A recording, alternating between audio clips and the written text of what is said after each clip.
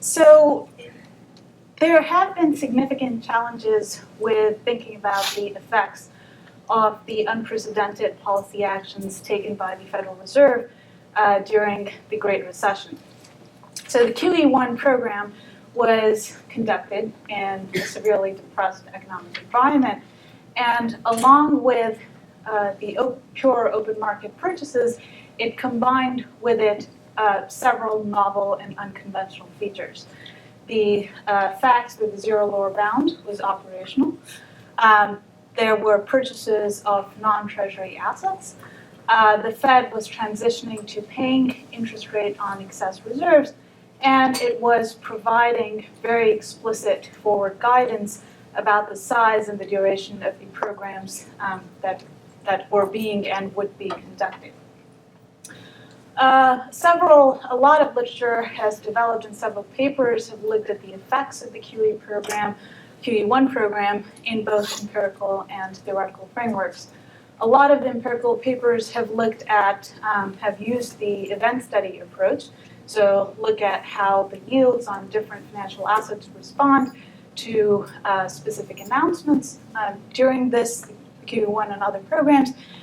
Some of the main theoretical analyses have used either a segmented markets model to think about how changes in the composition of the Fed's holdings are going to affect the real economy, or to use VAR models with time-varying coefficients. That's the first paper.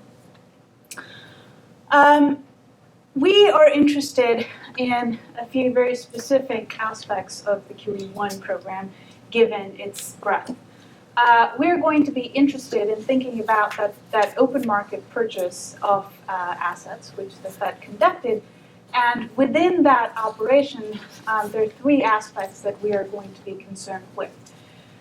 Given that the Fed announced the size of the program, the duration of the program, how important was the announcement structure? So this is from the FOMC statement in March 2009, which laid out the $300 billion purchases over the specified period. We're also going to be interested in examining whether the duration of debt, which is being purchased by the Fed, is important.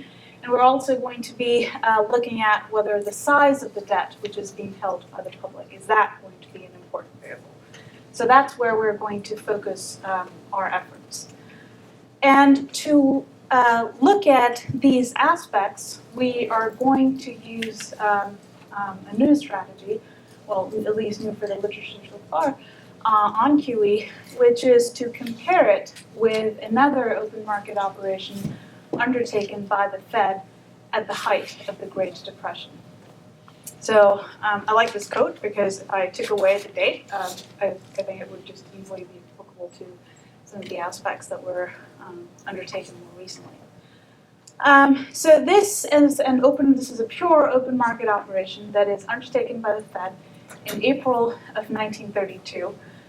It is the largest and most unprecedented increase in the Fed's holdings of medium and long-term assets over a very short, about approximately 4-month long period. It's approximately 2% of the 1932 GNP, and it's $1 billion in 1932 dollars, and about $16 billion in 2009 dollars. There are some novel features of this program relative to the QE1 program. It was not a matter of policy, but during the time that the operation was conducted, and for almost 2 years following it, the short rate, the equivalent of the federal funds rate, remained in the zero lower bound range. So the yields at that time were 3, 4, 5 basis points for an extended period of time. Other than being the largest operation of at the time, which we compare with the QE1 program, it remained a pure open market operation, and at that time the Fed was nowhere near as transparent. There was no forward guidance. There was no announcement of the program itself. And so we think that it provides a nice almost a natural experiment in to think about the effects of announcement structure on the real economy. So our strategy is going to be twofold. We're taking from both sides of the empirical and theoretical literatures that is developed around the QE programs. So in our empirical strategy, we're going to do an event study analysis. So we go back and reconstruct the balance sheets of the Fed and look at these on a weekly basis and how the composition is changing in terms of their holdings of the bills, the notes, and the bond securities. And then we have the yields on these different assets. And this is in contrast to some of the other work that has been done on this particular operation. A lot of the work has focused on looking at the aggregate increase in debt, in the debt holdings of the Fed. Here we're actually looking at the compositional changes as well. In the theoretical part, so we want to think about how the changing portfolio composition of the Fed affected the real economy. We're going to use a segmented markets model. And I'm going to present a few facts which we think point to some significant evidence of financial market segmentation in the 1920s and the 30s. So we're going to then use this model to first just consider a benchmark simulation about how the changing portfolio composition affected the output growth, inflation, and other variables. And then we're going to think about how important the announcement structure was and the importance of the other debt variables. And to our knowledge, we are the first paper to look at this particular program in a full-fledged GE framework. Our main findings, our event study does show that there were significant responses of the yields on both the notes and the bonds in response to the change in Fed holdings. And our model estimates a fairly high degree of financial market segmentation during this period. And so in our benchmark simulation, we find that, and just to remind you one more time, and this is going to keep coming up over and over again, this is a very short-lived operation. It's a quarter long. The Fed doesn't hold the assets on its balance sheet for any longer, and in fact divests them pretty much in the quarter after a lot of the medium-term securities are divested almost immediately. But even then, we do see an effect on output growth, and we see an effect on the longer 10-year yield. And the model intuition is going to work through the changes in risk premia, and that risk premia is going to be affected by the portfolio composition. We find that if the Fed had sort of looked into the future and followed the strategy that was followed in 2009, which is it had announced the operation, it had held the assets onto its balance sheets, and then eventually divested, then the effects on output growth and inflation rise by an order of magnitude. That's something that we'll come to closer to the end.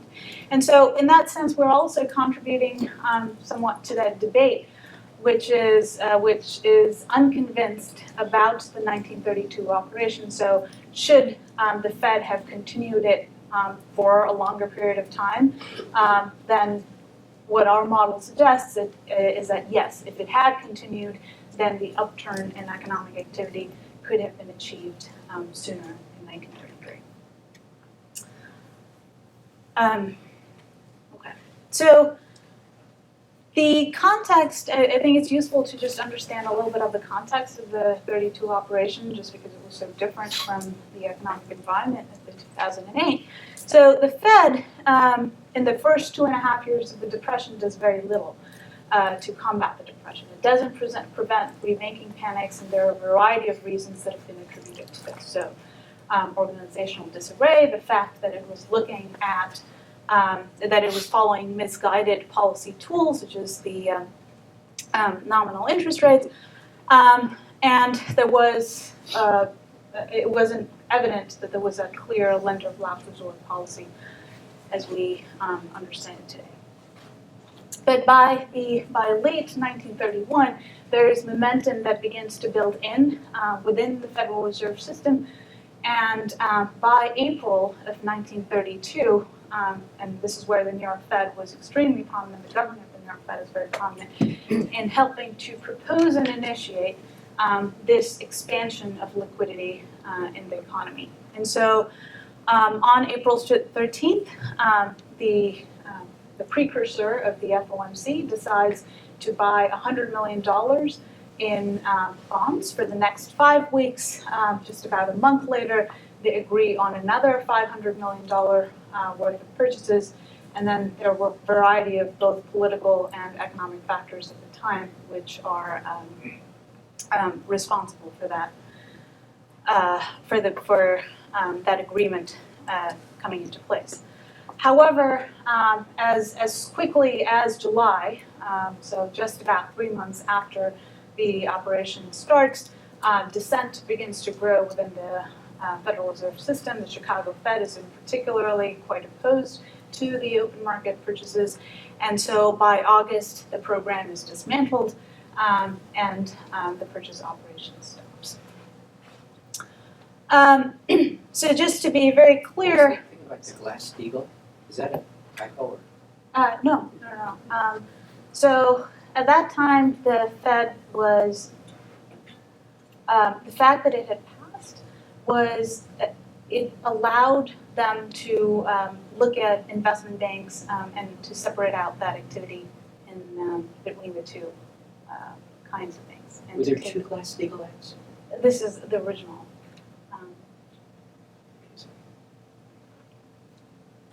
Is there a later one or modification? So I think perhaps you're referring to the more Chinese one in the 70s. No, the one Roosevelt signed. So it passes and then he signs it. So this is in April. So Congress passes it, and then but Roosevelt isn't elected until March of 1932, and then.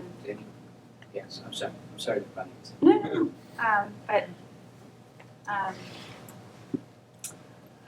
So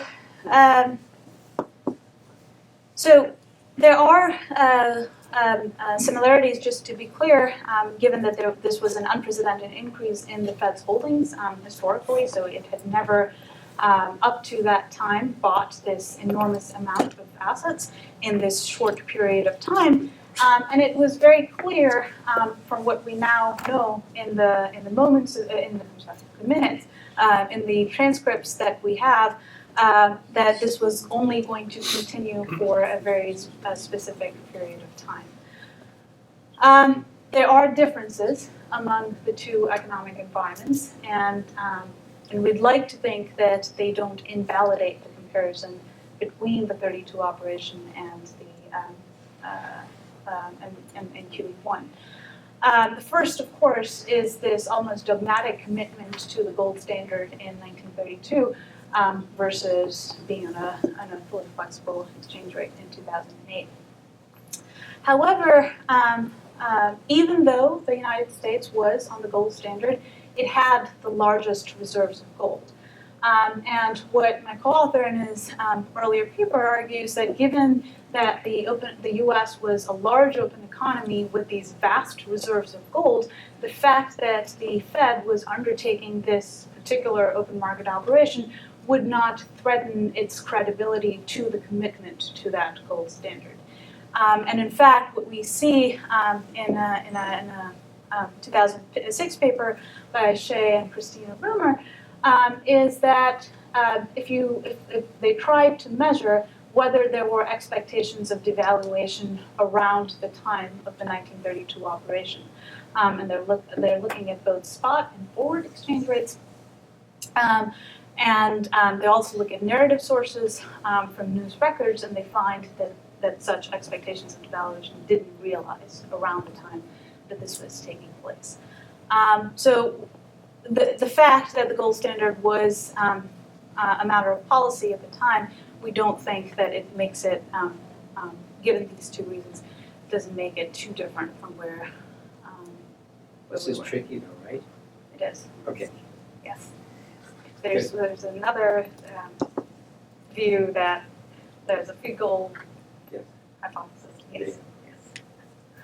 I should probably put that. There is no forward guidance in 32, so that's one of the big differences between the two episodes. And there are only discussions which are not made public. And these are the discussions of the Open Market Policy Conference, the precursor of the FOMC. But it's not as if financial markets didn't understand what was going on. So the weekly balance sheet of the Fed was published in business sources, business news sources, on a weekly basis. And so the narrative record that Christina Rimmer and her co-author present, they actually pick up on this, which is that the New York Times and the Chronicle begin to report that there is this expansion in the Fed's balance sheet, and it is being done to give a boost to aggregate demand at that time. So there was that understanding. There was just no announcement. And as I said right at the start, although QE entailed the purchase of other kinds of assets, we are only going to be comparing the open market operation of that program with the 1932 operation. So, So just in terms of the magnitudes, this is really interesting. So before the Fed was in existence, the Treasury operated, part of the Treasury operated like the Fed, and there's earlier periods where they do open market operations. So it'd be interesting to know, I mean, some of them are really vague, like in the 1880s and 1890s. It'd be interesting to look at those numbers compared to your numbers. okay, that's something that we should do. Yes. The two of you might want to speak a little louder so we can hear you. Sorry. Sorry. So, Yeah, I'm sorry. so just to give you, so this is part of the comment earlier, which is the magnitudes and some of the magnitudes of changes in some of these macro variables. So this is output growth and inflation, output growth in blue, and on the left axis. So the first picture is the 1932 period, and this is then the more recent period. Inflation is on the right-hand side. So this is the year of 1932. The operation starts in April, so in mid-April, and it ends by August. So we see an approximate 1% increase in output growth, and then the economy double dips back. And we see that sort of increase in inflation numbers as well. And then inflation tanks. And of course, this is the period of the QE1 operation, and then by 2009, by June 2009, we're out of the recession. So in our event study analysis, we construct weekly series of the Fed's holdings of Treasury assets, and this is decomposed into different maturities, and this is from the Fed bulletins. One of the big differences of our event study analysis is that because there is no announcement, we don't have those dates. So what we do is from the weekly bulletins, we construct dates, weeks, around which there was a more than 5% change in the Fed's holdings of these assets. And so this is one of the tables in the paper. So these are the successive weeks around which the changes occurred, and then this is the week following the first announcement, the first big purchase, and then you see this giant increase in the proportion of note holdings of the Fed, and we also see a cumulative change. There are several weeks in which there are, in fact, positive changes, but the cumulative effect appears to be a decline in the notes and yields. The interesting part about the 32 operation, in contrast to QE1, is it's in fact an operation that occurs at the medium term. So the largest increases in the Fed's holdings of Treasury assets occurs at the 3 to 5 year maturity instead of at the 10-year. And part of that just may be that the 10-year bond market was then a lot thinner than what the medium term looked like. So we're only able to identify 4 dates in which there was that 5% change, and at least around 2 of them we do see that negative change in yields. Just to remind you, and these are numbers that people in this room may be very familiar with, QE1 had an effect on yields, and we want to look at this particular date in particular, the March 18th date. This is the one which announced the open market operation. Other dates announced the purchases of and the setup of different facilities. But so these are our numbers, so this is constructed around weekly windows because we want to make sure that using that weekly window doesn't completely do away with the effects of the announcement on yields. And these are comparable to, or they're actually at the lower end, of the effects that are found in much shorter windows. So these are taken from 2 fairly prominent studies where around the March 18th announcement you have a big jump in yields across the term structure. So we are sort of, our hands are somewhat tied in terms of the data availability of that time, and so the most minute granularity we can get to is the weekly. And so we also want to make the point that even though the Fed was buying notes and bonds to at least some extent, and there were these changes in the yields on notes, it wasn't as if the Treasury was not doing anything. In fact, during this period, the Treasury begins to issue fairly high, at least in the short decade before, high levels of both notes and bonds during the period. So it wasn't just the fact that there was declining supply. And so then we begin to think about how should the responses of these yields to asset purchases by the Fed affect the economy. And to do that, we move to using a segmented markets model with 2 types of investors. Institutional investors who are going to be restricted in holding longer-term securities, and households who can hold both short-term as well as long-term assets, but they're going to pay a transaction cost for holding on to that longer-term asset. And we do think that the segmented markets model is actually a plausible model, at least, to use for that period because of various facts that we found. So Kim Garbade, the New York Fed, shows that the non-bank public did have very limited access to the government securities market.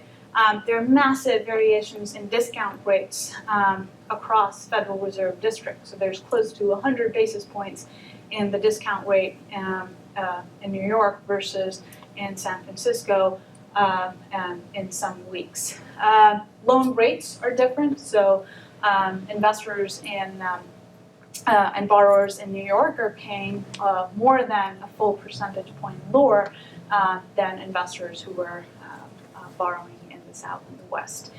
And so we're going to use this particular model.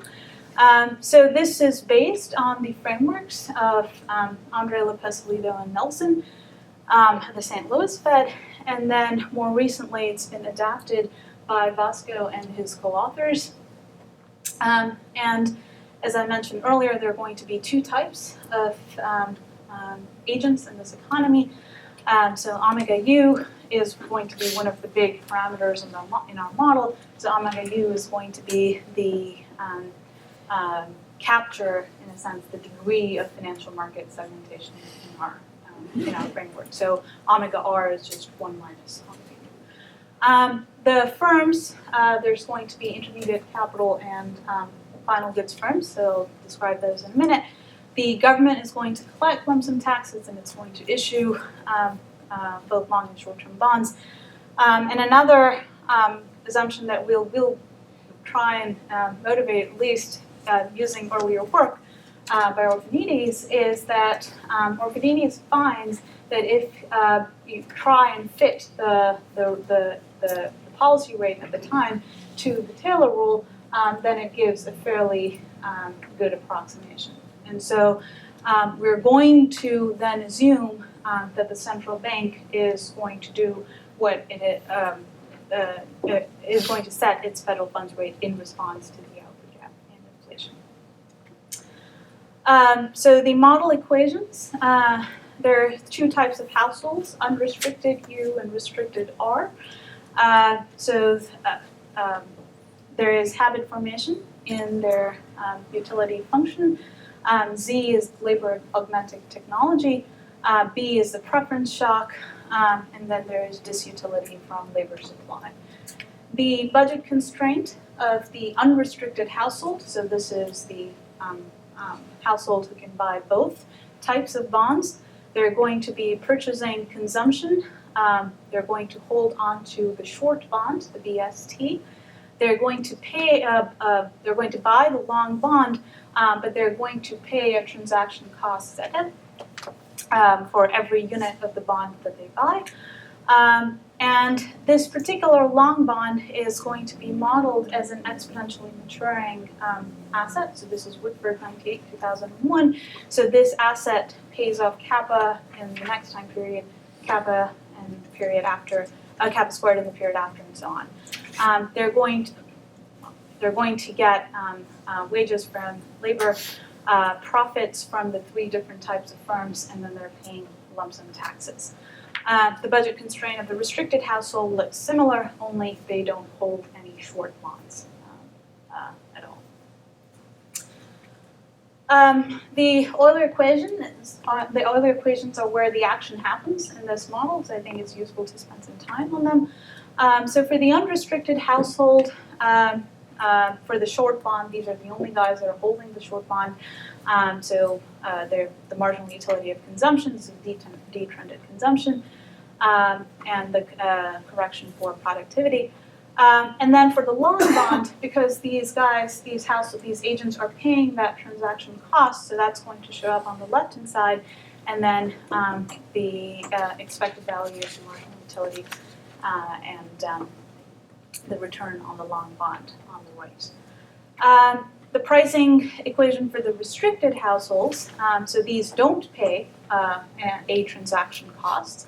So now the marginal utility here of consumption being indexed by R with their stochastic discount factor beta R. So the savings decision is going to be fully specified in this model by these two Euler equations. The risk premium in this economy, and so this is where the paper follows the formulation of Chen, Cordia, and Ferreira. The risk premium in this model is the difference between the return on the long bond with transaction cost, that is the first term, and the return on the long bond under the expectations of hypothesis with no transaction costs. So that's the, so if there's no transaction costs, those two things would be the same. So this is a function of the present discounted value of that ZF parameter that we saw earlier. And it's also a function of the steady state duration of the securities. So that's the DL. So this is a result that they're able to construct in this particular framework. And then we need to think about how to model this transaction cost function. And so, unlike Andreas, and Nelson, the earlier paper here, the assumption that is made in the CCF, the CCF exercise is that the transaction cost is going to be a function of the fraction of the value of the long bonds to short bonds along with an error term. Why doesn't the risk premium depend on the stochastic sometimes? So you're essentially just solving out the equations here, and so when you're subbing these, so it takes a bit of work, but you're able to solve these pricing equations to get at the formulation where the risk, where the return on the long bond is depending on the zeta. So it's not a completely satisfactory answer, but it is mostly analytical. Could I just do a spin on that question? Sure. Am I free basically to interpret what you call the transactions cost as just a differential risk? And this is a way of capturing that? And I can think of Western and Southern banks being just riskier? That Would you, would be, yeah. is that kind of okay? Or I is there something? Don't, Because you so mentioned the the banks Southern that can in the defense hold of the both. in the defense of the segmented markets, you said the Southern, the key thing was the Southern and Western banks were paying. more, Yeah, they're paying more. right. Probably more of those failed too. Or did they? So my prior is yes, but I wouldn't go, I wouldn't be perfectly clear. But I think that would be actually a really interesting way to interpret that. It was just the banks that were paying this higher transaction cost instead of being a household versus a pension fund interpretation. I said yes. Yeah. Okay, good. I understand.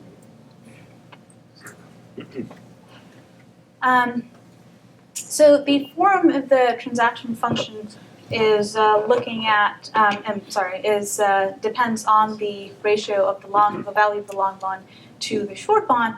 And then there are two things that are going to be important to get at the effects, the real effects that we want in this economy, which is that the transaction, the zeta, and its first derivative. So the elasticity of this parameter with respect to changes in the long bond holdings is going to be positive. That's going to sort of give us the traction that we need. So in this case, when the public's holdings of the long bond are going to fall, yields are going to decline, the restricted households are going to see a change in their discount factor because the yields that they're facing, they're changing. As they alter their consumption and savings decisions, the labor decisions of the intermediate firms are going to be affected, which is going to affect the capital goods firms, and then we'll have general equilibrium effects. But this is going to be a fairly crucial assumption in the model that's also something that we see empirically in some studies. So the elasticity of this, essentially the risk premium with respect to changes in the holdings of the long bond is going to be positive. This is like external habits. When they write down the Euler equation, Right. they do not take a derivative with respect to these inside this function. No.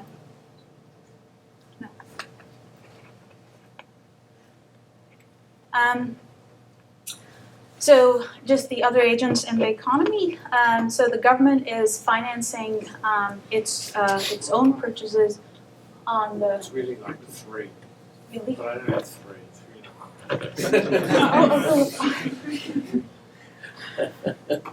Wow. Okay. So the government is financing its purchases through the issuances of short and long bonds. It's only the long-term debt that's going to be issued in zero net supply, and the issuance of long-term debt is going to be financed using the rule that's used that Bruce and Stefano have used. And Devin and Leeper have used, which is that the primary fiscal surplus is going to adjust to the past value of debt, of real long debt. We're going to assume this Taylor rule parameter, the Taylor rule function for the specification of the short rate. So the Taylor parameters here are going to be the phi pi and the phi y. The only thing that I'll say about the firms, given the time restriction, there are is that the nominal rigidities are going to come from the Calvo price adjusters, which are the intermediate goods firms, and then the households are going to also see wage stickiness. So in the estimation of the model, so this is going to be estimated using Bayesian methods.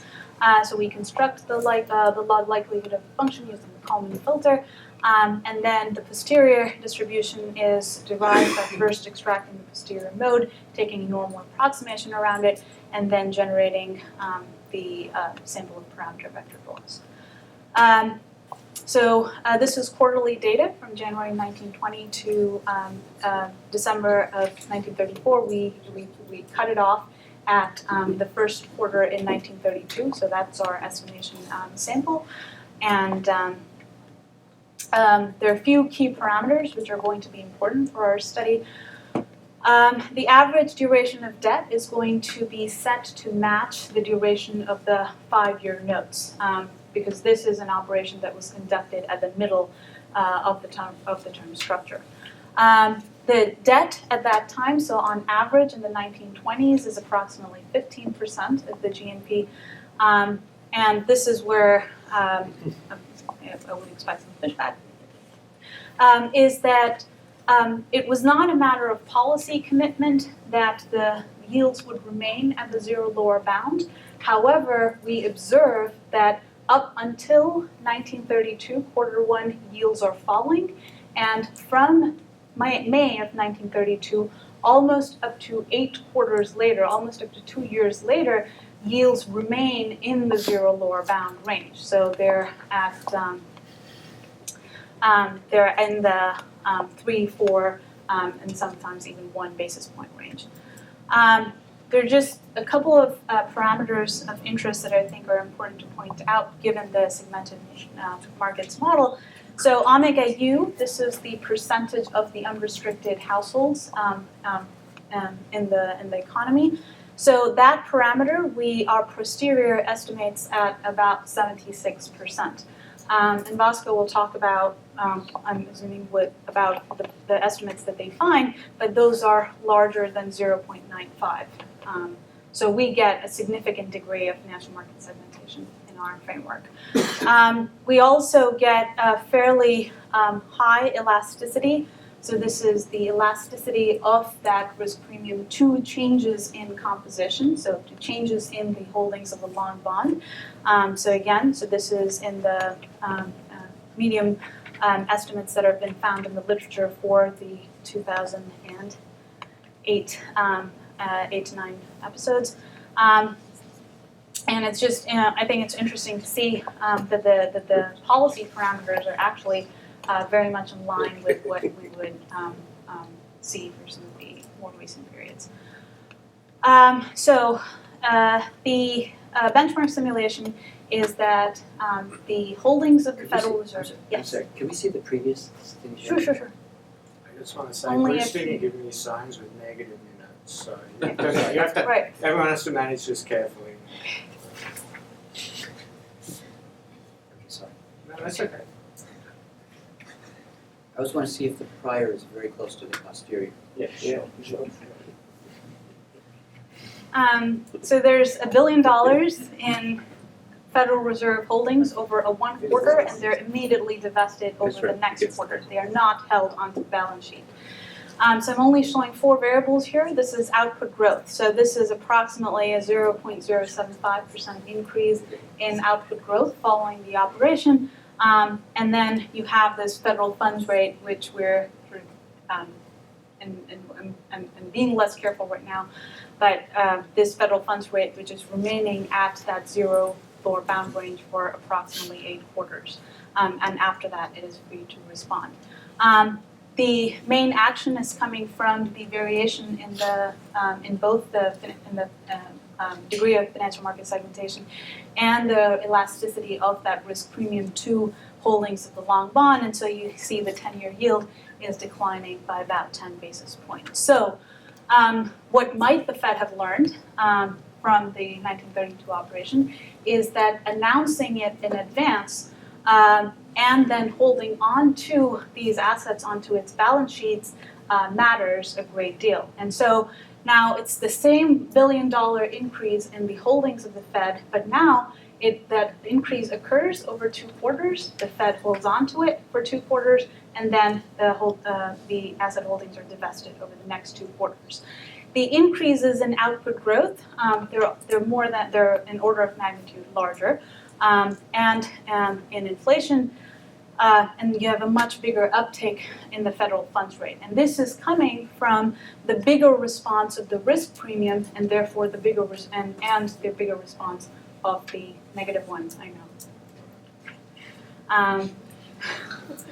And the response of the 10-year yield. Just very quickly, one of the things that we were very surprised to see is that extending the maturity of debt, which is held by the Fed. So here in the benchmark simulation, it's 15 quarters. I increase it to 20 quarters and re-estimate the model. It seems to dampen the effects. And what, at least just sort of in terms of estimates, what we're finding is that elasticity of the term premium, of the risk premium to the compositional change, that declines. And so we're seeing a smaller impact on the yields, and we're seeing a smaller impact on both output growth and inflation. So we see that both when the duration of maturities is increased, as well as the amount of debt. Instead of being 15%, that goes to 20%. Again, we see the same effect on the risk premium, and so a smaller effect on output growth and inflation. So let me just spend the last 30 seconds talking about, because they're taking that, about what we didn't do and what we'd like to do. So we clearly see that the announcement matters. We see that announcing it so that agents fully understand the path of what the Fed's policy is going to be, that matters. But what we haven't done yet, and what we're trying to do, is the Fed at that time looks very different from the Fed today. So there is very little credibility. So even if it had announced that this program take place, but if it had no credibility, so if people expected that because you're committed to the gold standard, would you even continue with this operation, then what would be the effects on the economy? So that's something that we're working on now. And then we'll see what the estimates of the operational